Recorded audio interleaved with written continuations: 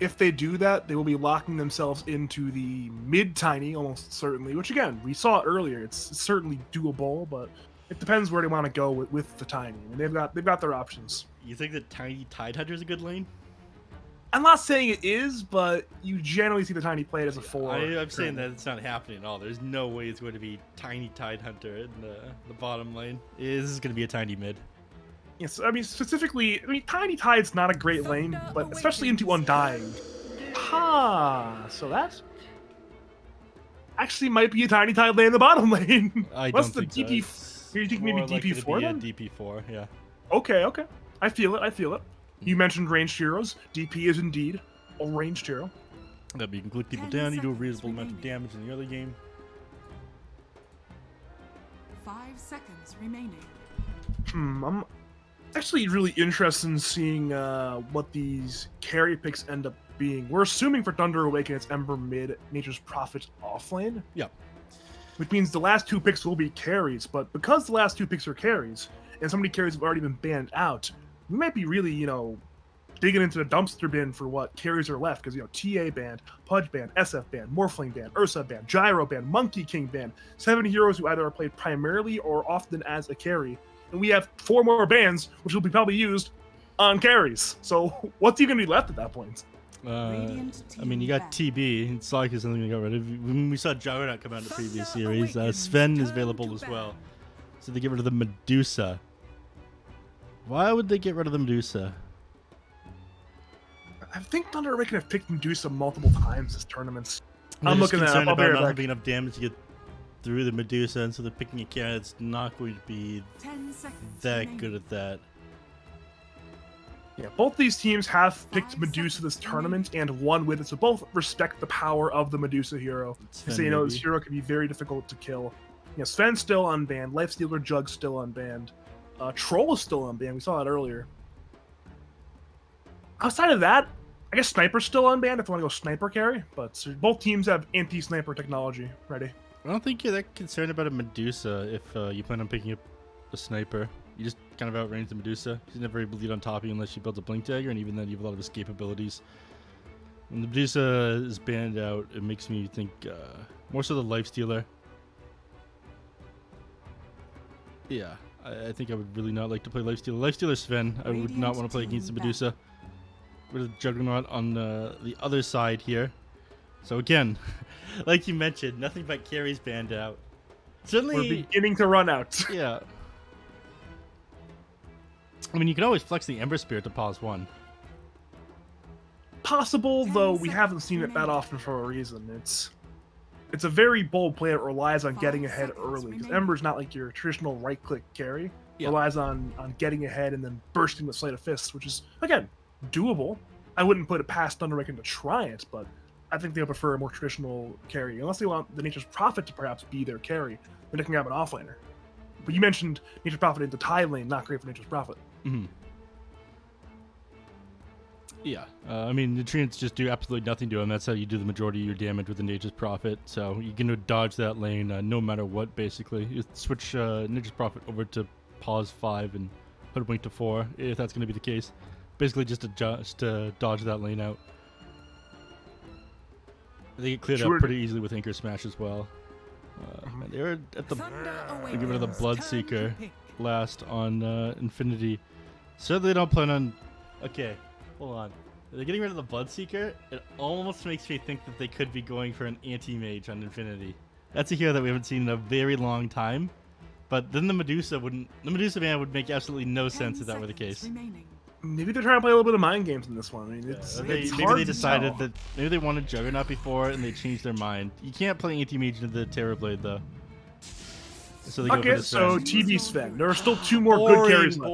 Boring. I wanted to see some unique carries come out here. Instead, it's just back to the Terrorblade in the Sven, but I guess it works. Dude, we've mentioned anti-mage in 2 different drafts today when there's a 0% chance anti-mage will ever get picked in Pro Series. Yeah. Maybe I spent too much time with Black when we were casting C and DPC. Man had anti-mage on his mind all the time. I mean, Dominic Reitmeier, one of the most legendary anti-mage players ever, so I'm not too shocked. But I haven't spoken to that guy in a while. I'd shoot him a message. Probably should, yeah. One of the greats of the game. Might as well do it. Hello, are you still alive? Are you okay? Are you playing anti-mage still? You know, Has Valve unbanned your main yet? Out of everyone at CNDPC, I got to 10 talk about seconds remaining. anime the most with him. Of course, of course. 5 seconds remaining. Really made me feel like I was back at home. Anyways, with this, I would say that I prefer the draft on the side of Infinity. I think we run into a little bit of the problem that we saw earlier where they don't have enough burst damage to take down the Terrorblade, but you can potentially play this fast enough that the TB isn't able to build a lot of damage items. Yeah, I definitely prefer the draft of Infinity. Plus, I think Tidehunter's pirate hat is pretty cute. I want to agree with you, but I also want to be a contrarian. I'll be a contrarian. Why not? I'll go Thunder Awaken draft. I think this TB will hit a timing point. He'll get ahead. Eventually, maybe like minute 35, minute 40, TB will have like 6 items. He'll have an Aghanim, so he'll have that Terror Wave upgrade, and then at that point, he'll be too big to fail. And maybe that will happen. You never know. Mm-hmm. I believe in the Terrorblade Terror Wave. Yeah. A Terrorblade Terror Wave, huh? I don't imagine that is why anyone picks this hero. I mean, you don't pick it for that, but in pretty much any bad TB game, Terror Wave is a nice thing to have because it just provides something you normally don't have on Terrorblade, and that's large AoE crowd control. My argument against that one is I'd say you don't want the geek to get to that point. You don't want it to get to that point, but not every game can go the way you want it to. We've seen plenty of games go the wrong way for one team or even both teams in some games. Prepare for battle. Either way, if you are just joining us, welcome to game number 1 of Infinity Esports taking on Thunder Awaken. Both teams are in this second losers quarterfinal of the day. It's best of 3. The winner of that will go on to face Beast Coast. The loser will tie with Nouns for 5th place. My name is Badger. I am joined by the very deadly, very dangerous Neph Sensei, and hopefully we're going to be in for a great, I'm quite a scary. great game number 1. Don't call me cuddly again. I remember, Neph. I told you I'd do this. We're paused anyways. No. We have time to continue to laugh and giggle like absolute idiots. The door? Why you got the door? You're in the middle of a dodo? That's not a good excuse. Where's my admin? I mean, dude, he's a grown adult doing grown adult things. He's a paid professional. He's gonna get to the door. Maybe it's pizza. Maybe it's a solicitor. Maybe it's booty call. I don't know what he's doing, man. He's not a grown adult. He'll figure it out. God, Timer's going. If you're curious, he's got plenty of time. it's late over there. It's like 7 p.m. Who's gonna knock on the door? I haven't had anyone knock on my door in years. You're like what? You're hundreds of meters off the ground though. No one's gonna walk up randomly but to no the one door. calls either. Okay? That's not my fault. That's not my fault, bro. Hold on. This isn't a sad thing. This is a good thing. Let me make that clear to everyone. We'll go with that one. I don't want people to call. It sounds like cope to me, but we'll go with that one. Back on topic of the game here. I was again hoodwinked. I wasn't sure who placed the. I can check who placed the ward first.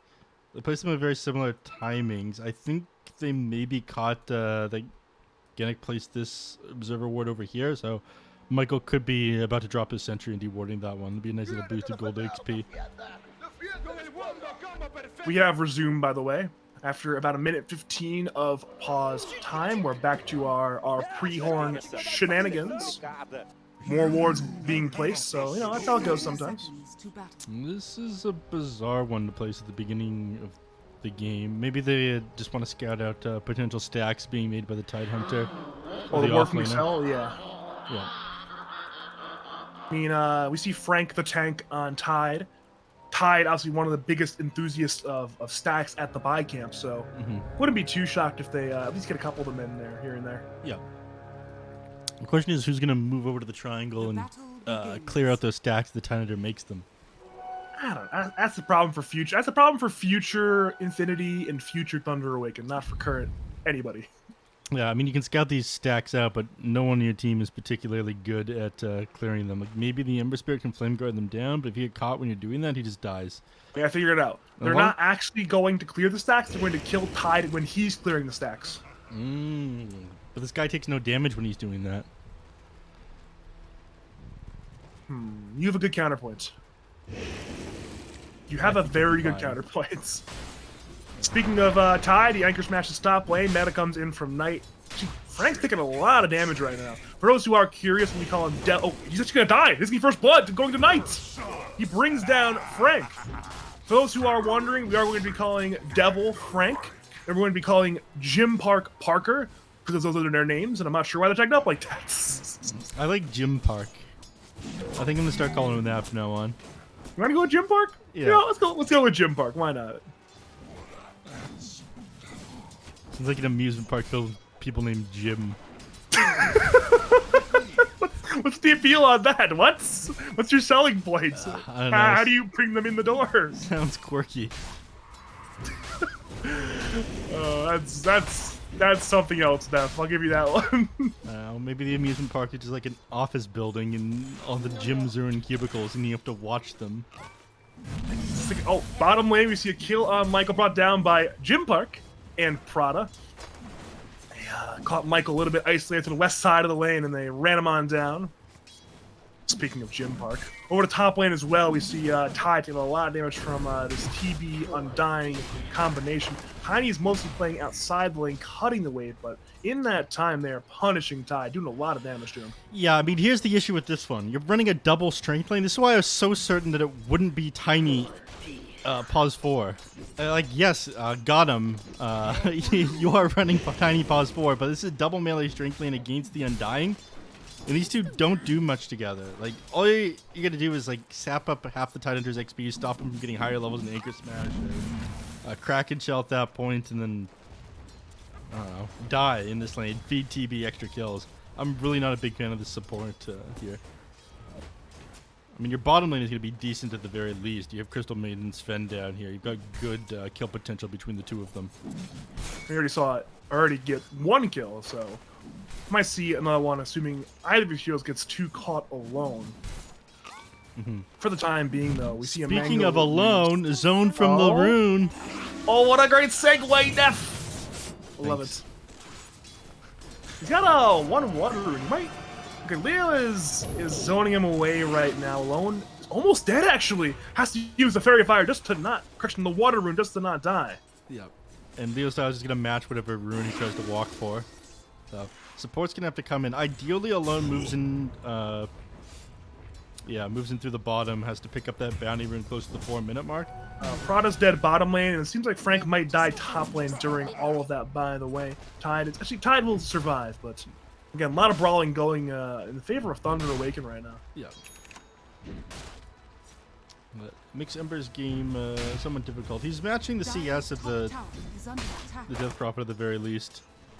The man's not getting just like completely owned here, but he's pushed back out of the lane at this point. We're seeing now like, Leo's playing right on the wave. Alone has to play a bit further away from the wave. This is a good opportunity for Leo to get a CS gap there. This presses advantage in this lane. And we're seeing rotation from Genic. Just to make sure this lane is going well goes even better. I mean, at this point, they are leaving Frank to a lost lane, saying, you know what? You have Ravage, you've Gush, you'll find a way to have impact. I am securing my mid-laners lane. Yep. And it's kind of the best thing you can do rather than just like continue to lose your lane, help you win something. Unfortunately, that rotation didn't do much. Ended up getting the slight chains off onto the Death Prophet, so she's not able to get to the Water Rune in time. Block that one from Ember Spirit. He's going to be back up at full HP again. Yeah, I'm just watching him excel on this top lane. He has no care in the world about the enemy heroes. He's running in, repeatedly tanking spells and right clicks. He does not care. He's just too tanky right now. I'm not opposed to taking the occasional bounty. He is currently living up to the name Undying as it currently stands. Yep. Michael Or mid lane rotation from Illich. Michael's coming in as well. Oh, it's going to be a big gank on Leo. He's stunned by the Bushwhack. Tombstone's there. There's 4 heroes committed for this gank. Leo's still alive, however. He's about 100 HP. Excel is diving. The Sprout is on Genic, but Leo actually gets away. Over to Genic. He's tanking the 4-man gank. He'll die under the tower. Over to Prada. He's rotated in as well. Bushwhack is there from Michael. There's still 4 heroes running a Crystal Maiden. He's inside the Sprout. He'll tangle his way out, but it still won't save his life. It's a 4-man Crystal Nova into a death at the hands of Nature's Prophet. So You commit a lot for those kills. You don't get your main target, but you still get 2 kills for your Nature's Prophets. Yeah, they've got a catapult here as well. If they decide to stick around, they can do some reasonable damage to this tier 1 tower. In fact, that's Meanwhile, exactly top lane, what they're Frank's going to going down as well. He's TPing, but he does not get away. Now he had the meta and ran down the tide. In comes your tip.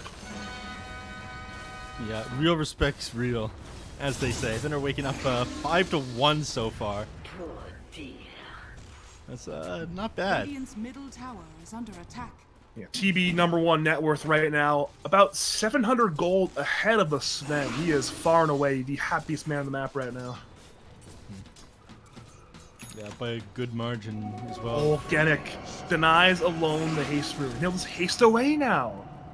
A sad tale for alone, a happy tale for Infinity. Speaking of Infinity, Leo's died in mid lane for Excel. As Crypt Form hits it on Excel, and the Undying has now become an oxymoron. It was a good one. Anyhow, a die chased down by Leo's die there, just trying to contest the rune from him. No, you are level 6 on alone, but you don't have your Orb of Corrosion yet, I don't believe. Where's his courier? Frostbites, Avalanche, Exo committed, toss up on alone. He'll Sleight of Fist and Remnant afterwards. Good escape, he'll now put a Remnant up, TP to the fountain, heal up for the continuing fight. Furion has arrived, as have both supports on the side of Thunder Awaken. With Alone returning, they have 4. Sprout on Leo, Remnant forward, kill 2 alone, and the Tombstone's there just for good measure to secure the T1 tower mid lane. I'll make quick work of him. Now, over the tower. No luck. Try to clean this one up. I don't think we'd be able to stop them. No Fortify available, so mid tier 1, and you find the enemy mid laner just like that. Radiant's middle tower. Big plays, big plays. That's a situation where Alone is still not that rich, but Leo's even poorer, so it's... And they're at least saying, all right, if our mid laner is going to suffer, we want yours to suffer as well. Let's take a look back up at the top lane. I mean, Frank is doing a little bit better than he was before, at the very least, but Knight is still super far ahead of everybody else, and I don't see Tidehunter finding any kills off onto this TB. We're going to get him back into this actually game. just dead here, I think. Who? Reflection's available. Died? All Michael has to do is hold the bushwhack for the TP cancel, and there's no way Double can leave. Yeah, there it is. One more kill for Knight. That'll be his 3rd kill of the game, assuming it's his last hit, and he will. He eventually will, right? One more hit from the meta. Correction, Soul Rip. Yeah, Soul Rip will get him. Down the bottom lane, Nature's Prophet now clearing out this tower here. I mean, this is what you want to match the Titan Rep against. You want to slow this one down. Over 2 alone. He's in danger right now. He has no remnants left. But the 2-man chains in the walk away. One more Siphon. Crypt Swarm. Alone has been caught by the Avalanche. Okay then, this is a lot of action. Punish for going over corrosion, no boots. Radiant's top tower. Yeah, is just under walked down there by the Death Prophet. Not able to finish off the bottom tier 1 tower on the Nature's Prophet. We'll have this next summon though. Radiant's bottom tower is under attack. Yeah, it's a 2nd tower taken when this dies, but notice top lane. The tower's actually half HP as well. Thunder Awaken might even stretch for a 3rd T1 tower in the coming minutes. That is This is a lot exactly of what they're gold. doing. It's where Lone is on the way to right now. As you can see, thanks to your quick chat. Big quick chat enthusiast here, by the way. I think On my communicating with way. words significantly overrated. Everyone's like interrupting each other and shit when you do that. Unfortunately, the man still doesn't have boots this far into the Honestly, game. A little bit of language barrier as well, given you know, there's 4 players who primarily speak Spanish, and 1 player primarily speaks, I'm assuming, Russian. So, you know, sometimes you want to have the quick chat there just to convert that one on the fly. Yeah. Well, it's dive time. Frank the tank is in a lot of trouble. Tombstone has been placed. In comes Leo with the Exo. Rav will be there on 2 heroes, Ember and Undying. Ember, the main target, will die. Excel is now duking in the trees. His Tombstone will perish, and he likely will join his Tombstone. Illich TP's in, going towards Prada. Prada will die. 1-for-1 trade now turned into a 2-for-1 trade in favor of Infinity. Illich is running away as it currently stands. Leo will get bushwhacked, however, allowing the Nature's Prophets to cleanly escape. Wait, he's turning back in towards Genic. Michael is nearby. Acorn shot on cooldown. Illich still running. In comes Knight on the high ground, using the reflection to slow. Bushwhack hits Leo. Avalanche hits Michael. Acorn shots bouncing around. Genic might die in 1 more hit, and he'll die to Knight. Over to Leo. He's being run up by 4 heroes. He's fast, but is he fast enough? He's still in the run. Sprout is up in 2. Bushwhack, Sprout, Parker arrives. Leo's taking a lot of damage. The meta damage just too much. And Alone has respawned into the fight, going towards Parker. He's brought down by Michael. Thunder Awaken, heavily victorious in a very long team fight. Yeah, I mean, last game we saw, fight after fight happen, but no kills at the beginning of the match. Now we see people just dropping left and right. Then Awaken. I'm surprised at 5-12, it is only a 1K net worth advantage for them. Yeah, I mean, it's mostly comes down to Ember just not having gold. Yeah, they got their eyes on the Tide, or sorry, not the Tide Hunter. The Tide Hunter doesn't exist to them. They got their eyes on this tower. They're looking to play this incredibly fast. Again, he's just clearing this one out. This is kind of why you pick the Tide Hunter up, right? You want to be able to slow down this this push, sit him in front. In comes Excel, tossed in by Genic, but I'm not sure if Genic wanted to do that toss. Frank is dead, Parker's arrived, he's inside the Sprout. The Culling Blades is there, but he's still being trapped on the inside. He's trying to cleave his way to get at least one kill on Nature's Prophet, but he cannot get it. 2 more kills for Alone, and he is not alone today. He has 4 teammates, and they're running down the top lane right now. Yeah, everyone else needs to get the hell out of here. It is just kill after kill. I mean, this is kind of what happens. You end up chain feeding. One hero's dead, and then it's an avalanche on Excel, but he's not even dead yet. He's sold up to himself. We saw an offensive Sunder from Knights to damage Leo. Leo got tossed away by Genic. Sharpshooter from long range! What a snipe from Michael! Damn. That was sick. Damn, son. I didn't even see that one coming. Man How lines did that one I? up, and I mean, he's gonna put some solid damage into the Leo style here. He's forced to just soul rip the creep. Or sorry, spirit siphon the creep in order to heal back up, not die. Alone, whose game hasn't really gotten that much better, but I mean, this man is the master of making things work when he's got no net worth. I saw his Invoker one time. The man was absolutely broke. He basically transitioned to a pause 4. Genic is dead, by the way. He went for the kill on Excel at the rune. Excel got the rune, and Genic got a death. Yeah. Oh, he's getting close to where he should be with his farm on the Ember Spirit, and actually opted to go power treads this game rather than phase boots or boots of travel.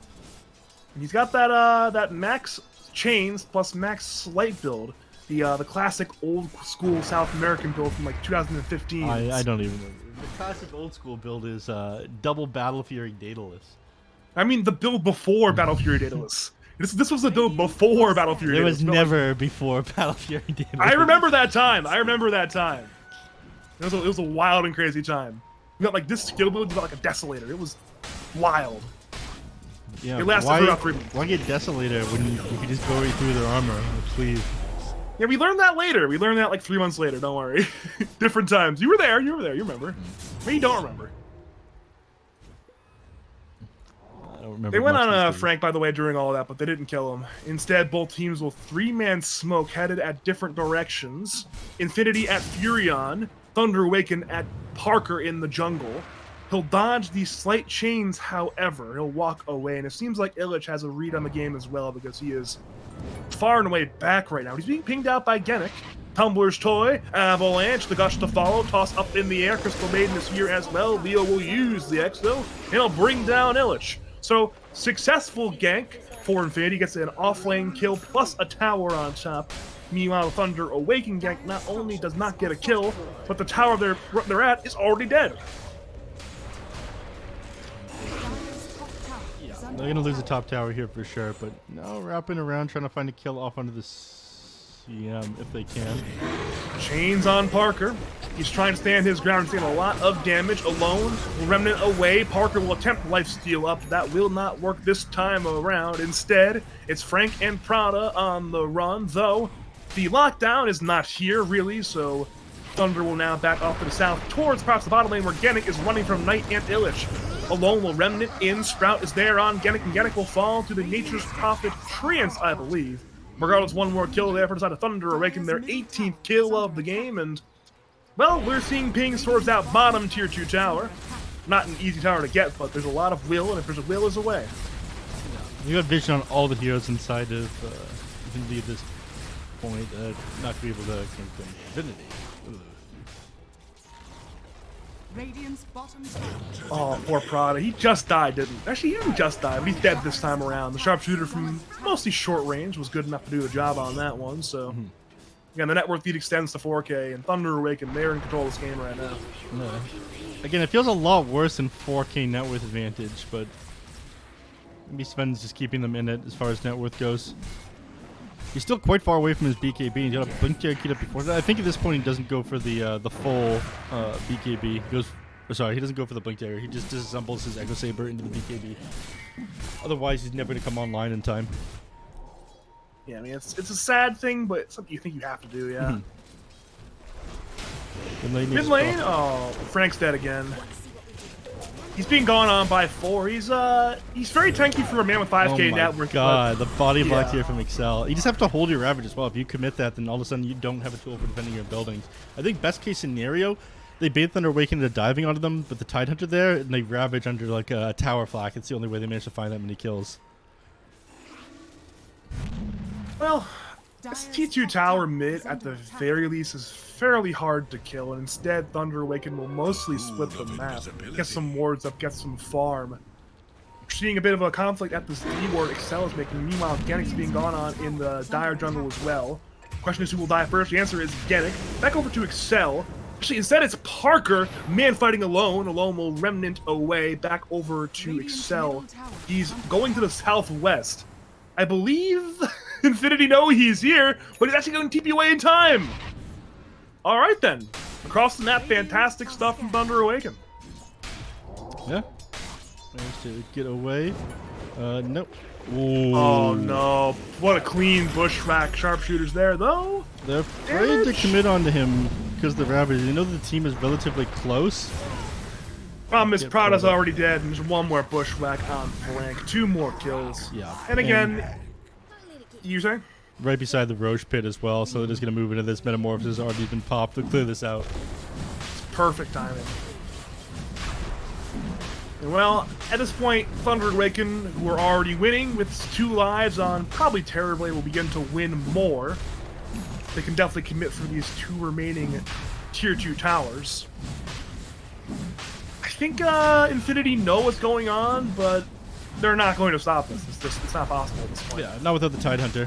Maybe if he was up and over the pits, they might be able to do something. Maybe like Freezing Field Ravage. You can come back in, but at the moment, just impossible. And unfortunately, not getting close to the Eye of Scotty. Once he has that, I think you're going to run the same issue that Nouns ran into game number 1 against Beast Coast, where you don't have enough damage to get through the Terrorblade.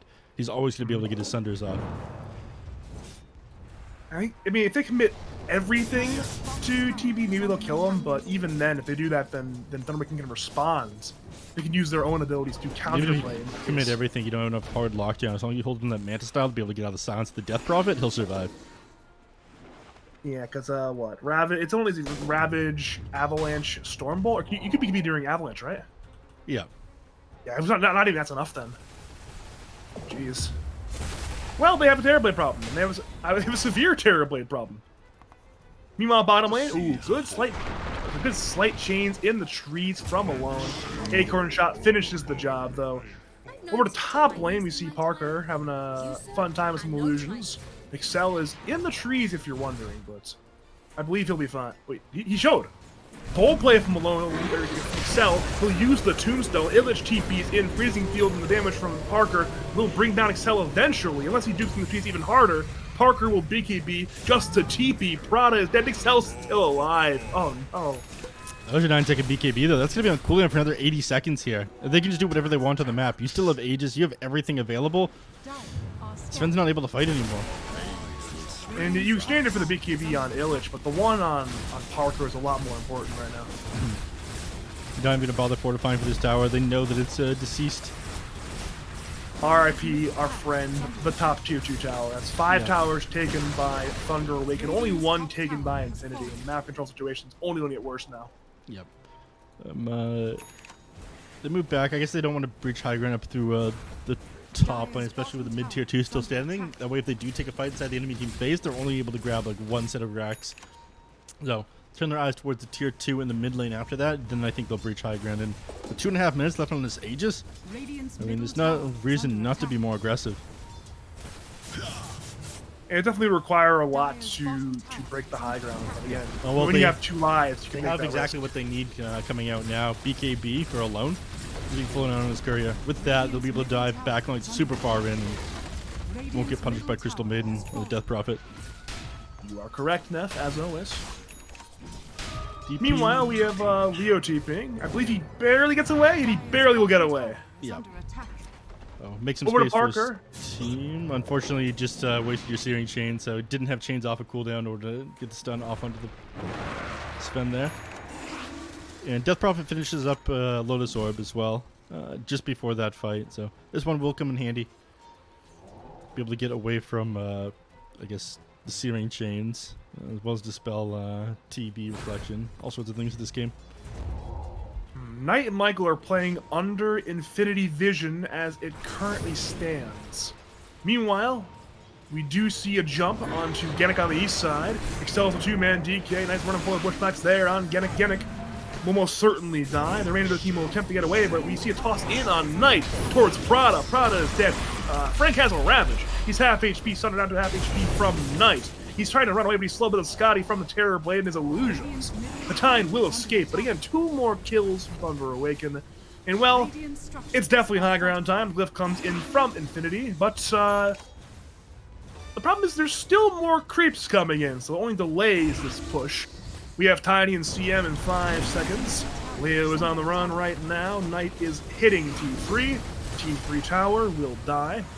Yeah, and even if you want to drop a Ravage, like, it's off a cooldown, but the Tidehitter doesn't have a blink dagger. You have to walk slowly into the enemy team in order to drop this. You'll have tons of time to react. Radiant's middle barracks. They're going to smoke around the back. I mean, this is the only angle you'll be able to take him by surprise here. You might get Knight, but again, this guy's got 2 lives. They see Parker. They see Parker. His smoke is popped. He's running forward. Has BKB available. He's slowed by Scotty. Stormbolt on Knight. Frank comes in. Gushes Knight. Knight does not care about anything that's being used on him. Prada goes forward. Again, Knight does not care. He manages off the Frostbite. He still has 30 seconds of 2 lives. If he wants to re-engage, Avalanche is there on alone. A big kill there, but he has the BKB, as you mentioned. He turns in on Prada. He's running on forward. His team is not joining him. He has a defensive remnant ready to go, and he will go to it, so... Why is that Thunder Awaken CM so gets something. tanky? What the hell? I felt like he had a million HP there. CM should have died, man. I guess he got, like, no damage items on the Ember Spirit, and... yeah, Fluffy had Pupil's Gift on CM. Doesn't even have the HP talent, though.